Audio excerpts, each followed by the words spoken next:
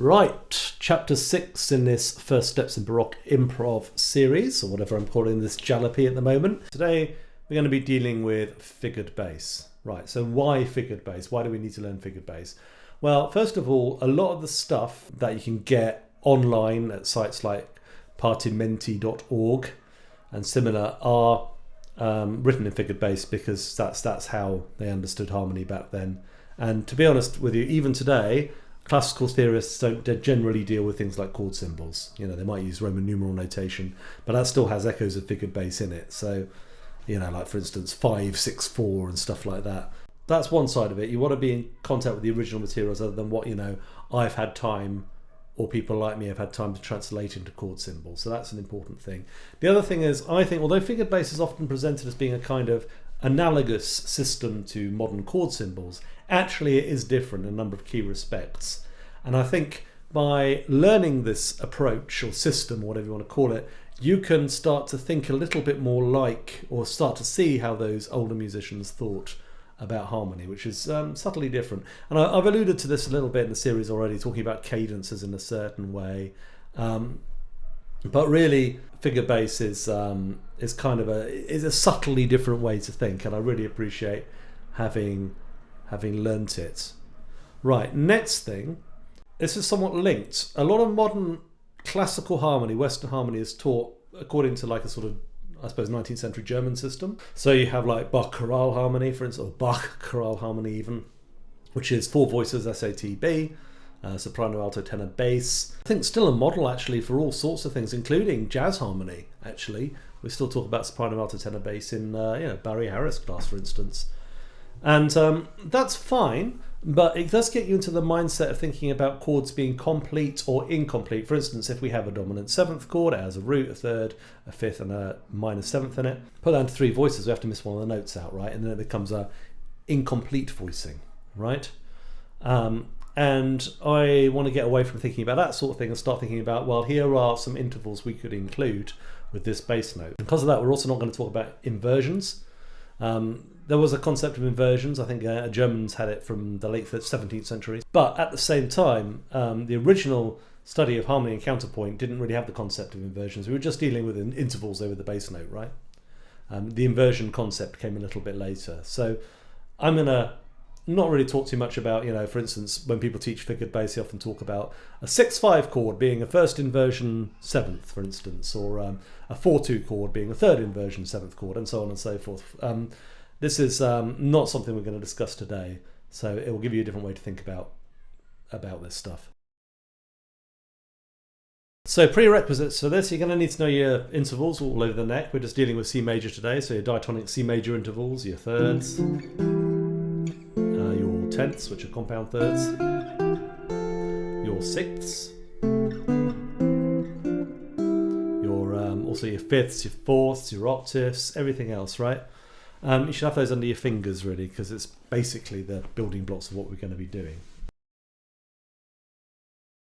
Right, first thing, reading bass clef. So reading bass clef, this is obviously going to be a little bit unfamiliar to you if you don't play bass.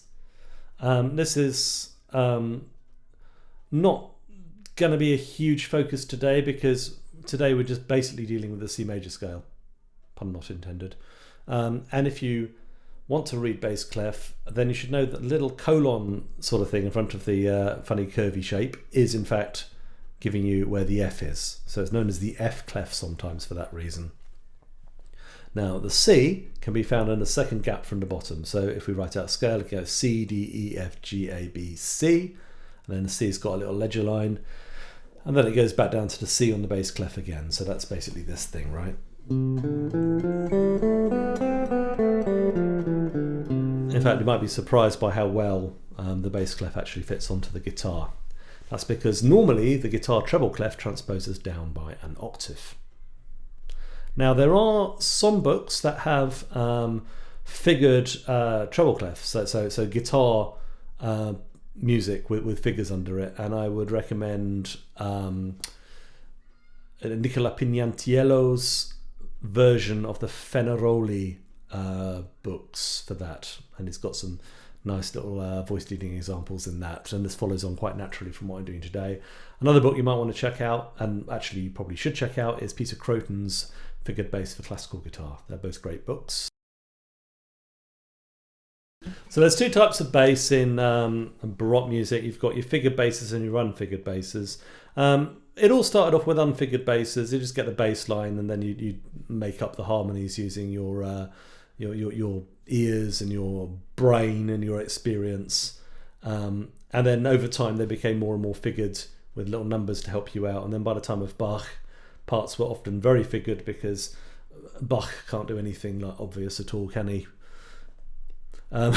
So a lot of parts will sort of sit in the middle ground between being figured, fully figured, and not being figured. So there'll be suggestions, but sometimes you are expected to just know what to play based on, you know, being able to play music. But that's not necessarily something we can expect from people in this era, unless they are in fact Baroque music specialists. So I've done a little bit of editing to the Mattei stuff that I'm going to talk about today. So Stanislao Mattei, who is incidentally, apparently, Robert Schumann and Richard Wagner's teacher, amongst other things. We're actually 19th century teacher, Italian, and sort of extended the partimento tradition into the 19th century. So the first step is if we have an unfigured bass, and in this case it's a very simple unfigured bass, it's just A C major scale. Then we can add to this basically thirds if you want. So, you know, if I come down in tenths. Tenths sound really nice on guitar. I use them all the time. They're also the basis of things like spread triads and shell voicings, which we often use in all kinds of guitar playing, really. So next step is we start including some of our indicated figures into what we're doing, and we can do this in 2 voices or 3 voices, or 4 voices if you like, but we're going to do 2 and 3 voices today. We're going to start with 2. Now, a little rule is that if you see a 4 in the figures, don't play the third. Play the 4 instead, unless it explicitly says that you can play a third. And that's basically our rule of that. I call it the rule of the fourth. I don't know, maybe it had a name back in the day. But this is something that I've noticed about figures. Generally we can add the third at liberty, except when we see a 4, right? So for the first chord we have a 3. Now if we haven't got anything written at all, we can assume that's a 5-3 chord, or a basic triad. So we can, yeah, I mean, for now let's just add a third. The next chord we've got 6-4-3, so we can choose any of those. We've already done the 3, so let's choose maybe a 6th instead. Yeah, that's quite nice. And for the next one, we've got a 6, so let's play that. And then we've got a choice of a 6 and a 5, so let's choose a 6 again. So we have this so far. We go ya, yo, ya, dee. It's nice with a little jump at the start, doesn't it? Then we go to a 5th. We could go to a 3rd if we wanted to. Let's keep it the same in those 2 chords. And then it's a 6th. And then we've got an option, we can do a 6th or a flat 5. Let's do a flat 5, and then come back to the 3rd again. So we get this.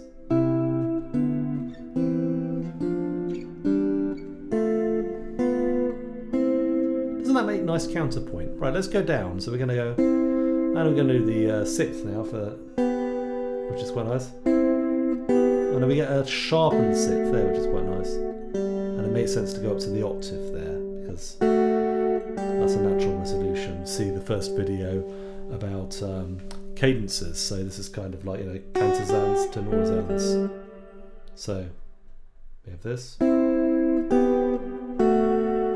So a temporary cadence to G major.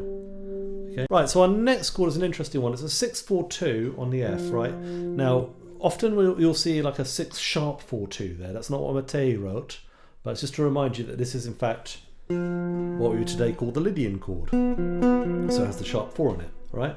So if we just keep the same note in from the previous 1 octave, and then we have this 2, that works. We could go, we could jump to one of the other notes. I wonder what will sound best. Maybe we'll jump to the 4 just to keep it interesting. Okay, now we can play the 6th there. Nice. So you get a another little bit of kinetic movement, and then next one would be, we'll do a third there. You could also do a fifth. We could do both, right? So the whole thing will sound, if I remembered it correctly, something like this.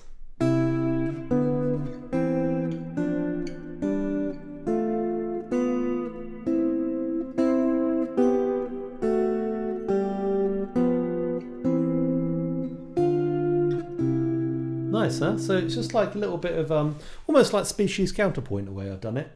Now there's millions of other possible versions of that. I'm just going to put us into 3 voices, and we'll see a possible 3-voice solution. This is only one of many. If you go to something like the Fenaroli books, there's, I think is it, how many books is it? 5 or 6, I think, and they're all available on partimenti.org. I'll put a link in the description. But if you go to the figured, the section on how to realise partimenti, I think it's book. Blimey, now you're asking. I think it's book 3. You will find that it has realizations of all of these things, these scales. And by the way, what I'm doing here is called a rule of the octave, but it has exactly the same figures, and it has the voices realized in 4 parts. I'm not really that into them because I think they sound a bit boring. They're the same sort of thing as what I'm about to do, which is if we start on the 5th, for instance, this is just a realization using 3 voices, but it's kind of similar. Okay.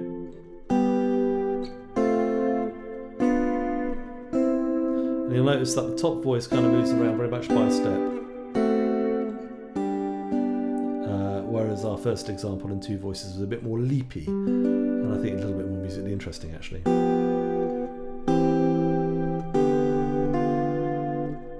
We don't go down to the F, sorry.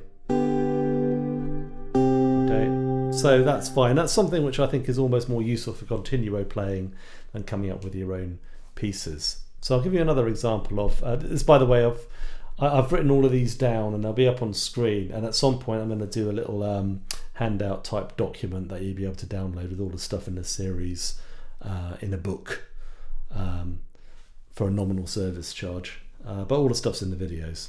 Right, hopefully this one's going to be a little bit more melodic.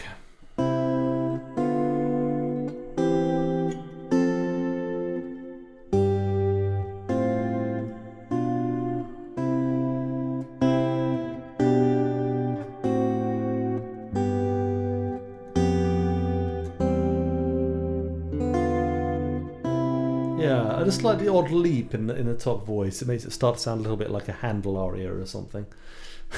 So a little bit less like, you know, just voice leading for the sake of voice leading. Okay, if we go to the Mattei stuff, we can see a few more figurations of this basic scale. Here's a nice one. So if you notice, we'll have 5, 6, 5, 6, 5, 6, 5, 6, 5, 6 going up the scale. And that's just a simple way of getting rid of these, you know, parallel fifths you get if you have a series of diatonic triads, something like this. Alright, well that sounds a little bit clunky. So if you add in the 6th, and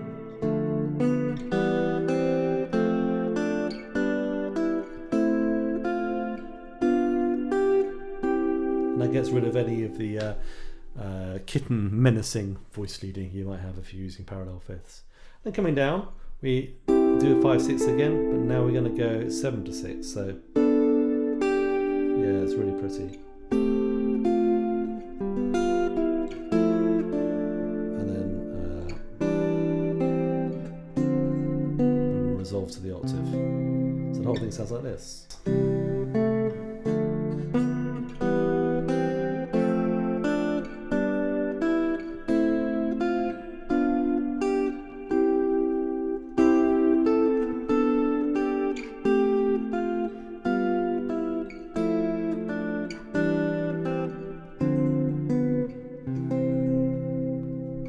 We can also do this in open position, or spread voicings if you prefer to call them that.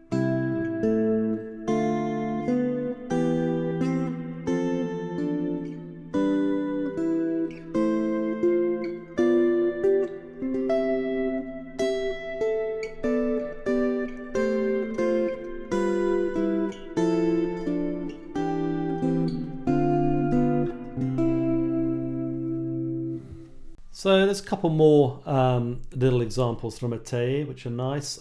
We can do 7/6 going up the scale. It's be fairly familiar from anybody who's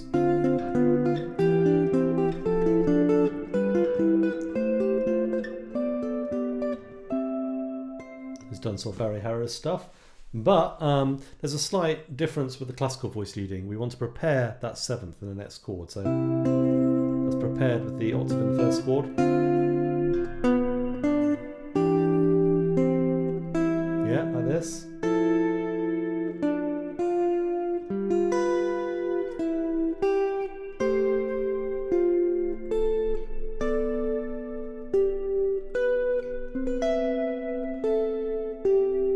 fact, we wouldn't do that for the last chord. It would be like this.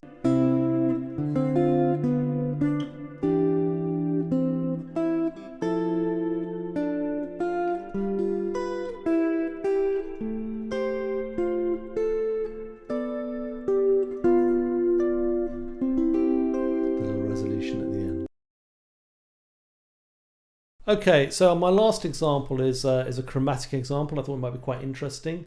This is from the same sheets. This is just the C major page from a whole book of like 24 different keys of stuff, and there's a number of short partimenti bass lines that we can make a piece out of after that, and that's what I'll be focusing on in the next lesson. But for now, let's have a look at this. I thought it'd be good to look at something chromatic. So the bass line is basically 2, 3, 4, 1, 2, 3, 4, 1, 2, 3, 4, 1, 2, 3, 4. So that's going down the chromatic scale, but it sits on the C and the G for 2 beats, and then on the D for 2 beats, and doesn't go down to the D flat, because the D flat's quite rare in harmony at this point. So if we harmonize the scale, we have something like this, 5, 3, and then we go indicated flat 3, flat 6. So that's what I've added. So these are chromatic intervals. Then the next one will hang on to this. It's flat 7, right? Because that A flat isn't normally in the key. So we've kind of got B and D, which are diatonic, and then A flat. And then we go down to the 6th. That chord is got a chromatic bass note, but the other notes are diatonic. And then we're going to do that 7th chord there.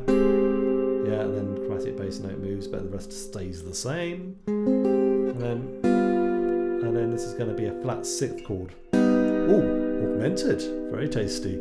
And then we've got a F sharp, and then the 3rd is not indicated, so that'll just be diatonic, it's an A in this case, minor 3rd. But we've got a flat 3, so the 7th of F sharp would normally be E in the key, but we're flattening it to make it E flat. So it's basically like a diminished 7th chord, really. And then we're going to go down for a completely diatonic 6th chord on the F, and then we can play it here. Sorry, and then 6th chord, 7th, 6th.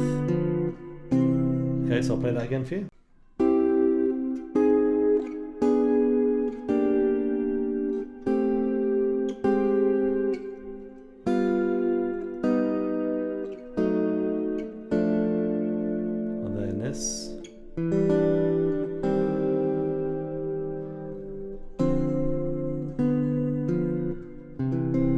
How cool is that? Play it again, different position maybe.